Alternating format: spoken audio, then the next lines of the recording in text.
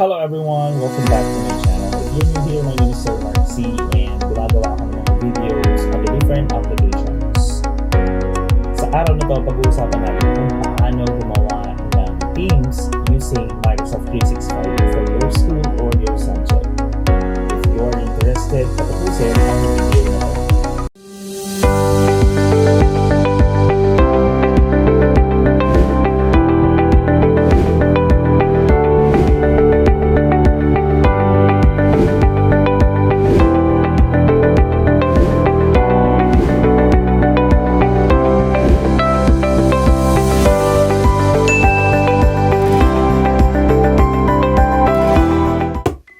Let's open our browser, Chrome. Tatype natin dito, we have office.com. And then in here, kung hindi ka pa nakapag-install ng Teams mo, I advise na you download it or click Install Office at i-download ang Office 365.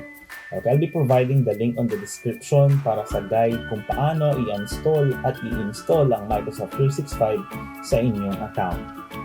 Once you install it, bubuksan mo lang ang iyong Teams and then sign in your account. So, clarification lang, ang ating account sa Microsoft account ay may extension na yung region nyo followed by deped.gov.ph. It is different doon sa DepEd account natin na nag-end sa deped.gov.ph. Then, click on Next. Once na na-sign in na natin, kung bago pa lang yung Teams, wala ka pang makikitang ganito. Ngayon, tuturuan ko kayo kung paano create ng panibagong Teams. Pipindutin lang doon sa may upper right corner yung Join or Create Team. Once na na-click natin yon, lalabas yung mga iba't ibang klase ng team dito. Ang pipindutin natin is yung pinaka nasa left upper corner ng ating screen, which is Create a Team. Pipindutin lang natin ng Create Team. And then in here, pwede tayong pumili ng team type. Pwedeng class. This is discussion, group projects, assignments. We have professional learning community, staff, school administration development, others. Ito yung mga after-school activities. Okay? So since ang target natin is for class, which is empowerment technology, pipiliin ko ang class. So, click class, then lalagay natin dito, we have the empowerment technology, and then of course, your description. Okay? Automatic, ang team na na-create natin using class is on a private mode. So, automatic yan. Ngayon, paano naman kapag halimbawa public siya? Ano nga ba ang pinagkaiba ng public sa private? Kapag sinabi natin private, hindi ma-access ng ibang user ang iyong class kung hindi mo binibigay yung team code. Unlike kapag pinili natin si public, ma-access ng kahit sino na mayroong MS account. So, paano naman mag-create ng public? So, create team tayo. Kung gusto mo naman ng public, pipindutin lang natin ang other.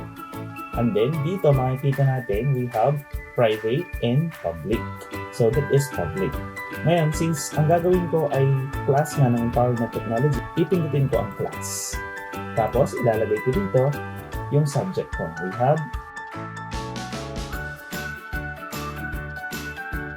yan muna for the meantime. And then, just click on next. So, after creating teams, pwede na kayong mag-add kaagad ng people to the NHS Empowerment Technology. Kung kilala mo ng mga estudyante mo, you can search your students and i-add na sila kaagad. Pero kung hindi pa, you can just click on skip and add them later on. Ayan. So, we now have our question is, paano tayo mag-invite ng student? So, the easiest way para sa atin na ma-invite yung mga student natin is via teamcode. Saan makikita ang teamcode? Dito sa NHS Empowerment Technology, meron tayong makikita ang 3 dots. Pipindutin lamang natin yun. And then, i-click lang ang Manage Team.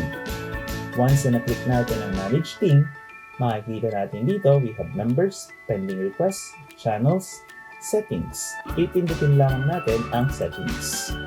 Once na na-click natin ang settings, scroll down natin, meron tayong makikita doon na team code. Pipindutin lang ang team code. Then once na na-click natin ang team code, i-click lang natin ang generate. Once na na-press natin ang generate, maglalabas ito ng unique code or unique team code na pwede natin i-share sa ating mga student or learners. Ngayon, kung halimbawa kumalat na itong team code natin at gusto natin i-reset or gusto nating palitan, you can just click on reset para mapalitan yung ating team code. Or another thing, pwede mong i-customize ang iyong subject teams. Pipindutin lang natin yung DT or yung logo na nandoon. Usually, initial lang pinukuha niya. And then, meron tayong makikita na pen symbol doon, which is ang nakalagay doon is change theme picture. Pipindutin lang natin yon. And then, pwede na tayong mamili dito sa mga available na mga logo na nandito. Or you can also upload your own logo. I'll be just selecting this. Ito na lang siguro. And then just click on update. Ayan, makikita natin doon.